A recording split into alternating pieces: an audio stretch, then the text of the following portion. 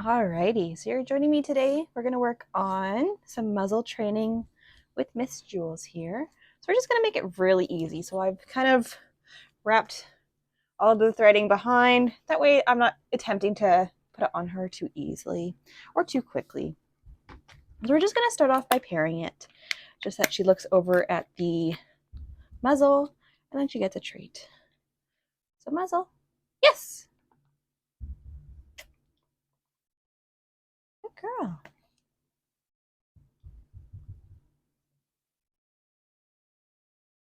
Yes.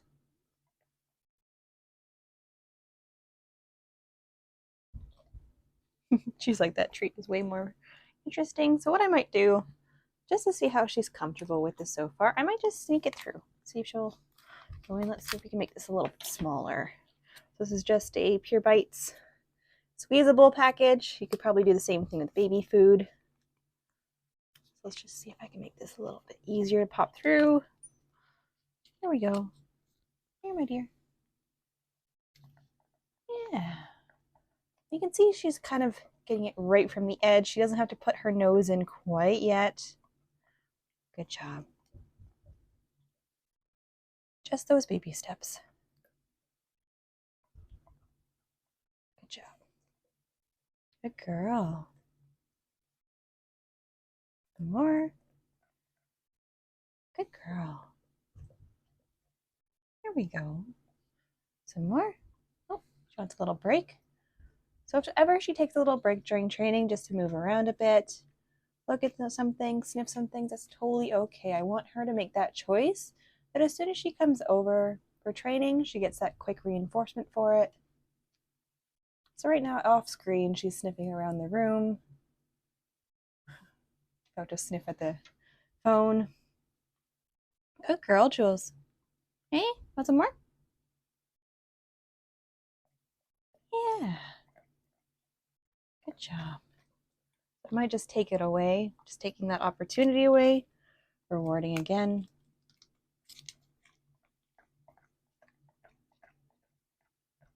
Good.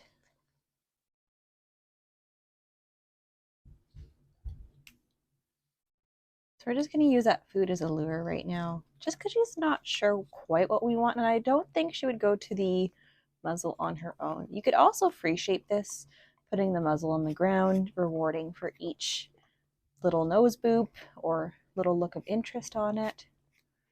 I find sometimes alluring is a little bit easier just because they're like, okay, I get that immediate treat from it. Hi, thank you for the kisses.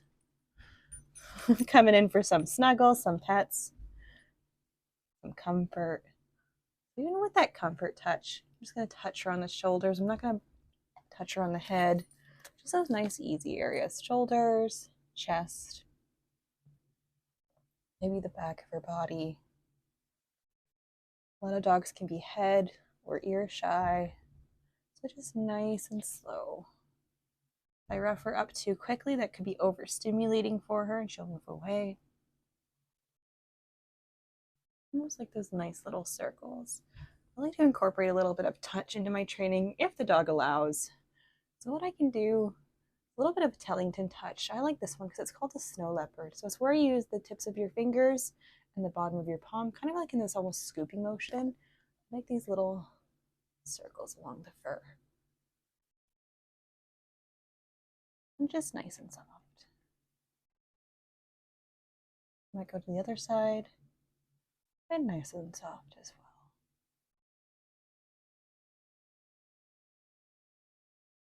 I bet you if I was to stop, so I'll stop here in a second and see what Jules chooses to do next.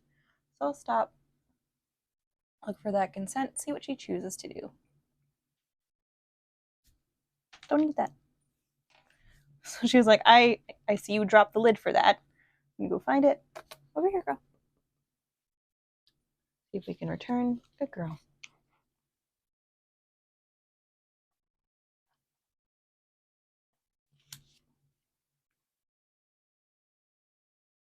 Excellent. Good. If I present it again, she's like, oh, this thing has treats in it. So you want to be mindful with this really slow build up to this kind of training with this food lure here. Some dogs will learn really quickly if you use the lure incorrectly, that they're like, okay, this is a trap, and they'll start to have that negative reaction to it, so they'll be a little bit more suspicious. So I just want to keep it nice and slow. It's no big deal to get this on right away. She might take a break herself. Good job, girl. What's more?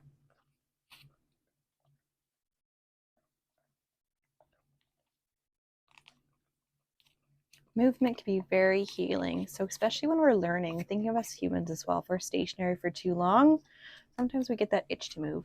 Same thing for our dogs. Hey, sweet girl.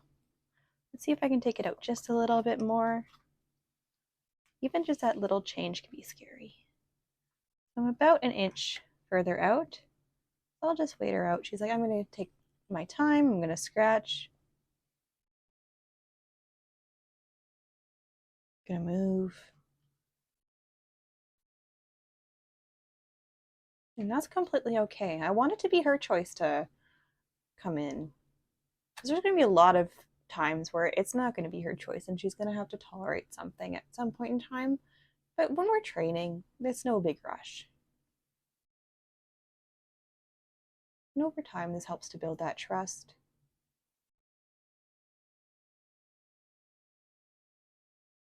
Here, girl. How far did you go? Good job. There we go.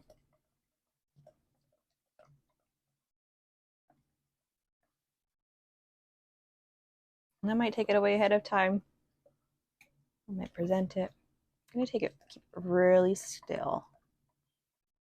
And again, she's like, oh, okay, that's really interesting. So coming towards the object, starting to associate it with food.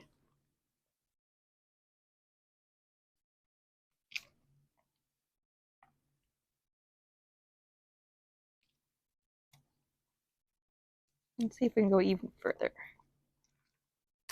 Oh, that was a little scary, hey? Our nose is almost all the way in.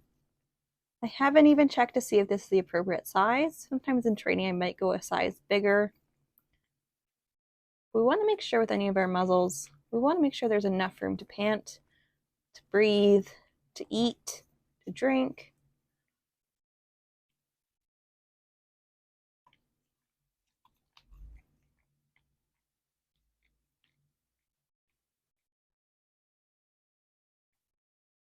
Good job. And I'll take it way ahead of time.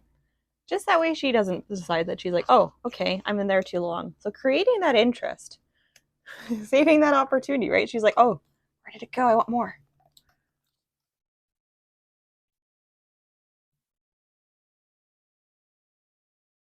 And just feeding for duration. Just making this really fun.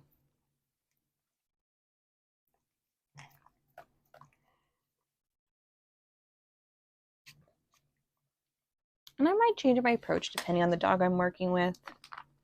Jules here seems pretty okay with the style that we're working with so far. She put her nose all the way into the muzzle, and this was just that first session. So I can definitely change it up as we go along, generalizing that training, generalizing how she feels about this.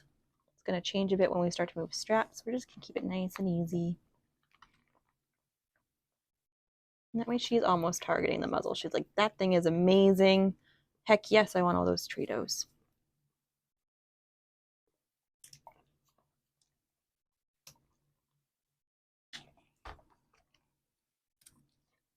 So depending on your timing for training, sometimes what I might do is I might put like a hard time on training, or I might do it until my treats run out. It's going to be dependent on the dog and how they are thinking and feeling. If she was starting to tap out looking at the doorway or looking into another room or not coming back to engage, we might make a little bit of a shorter training session.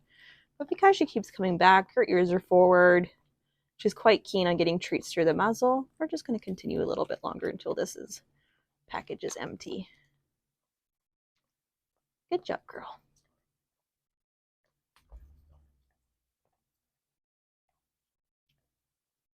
Oh my goodness, it's all over my hands now. Excellent. Well, we ran about to 10 minutes with this one training session. So keeping that training short, maybe no more 5-10 minutes at a time. really building up those behaviors. And then as well as our fatigue too. Definitely for human learners, it can take a little bit of time to learn this. There we go. All right, thank you so much for joining me for Jules' training session number 1 around muzzles.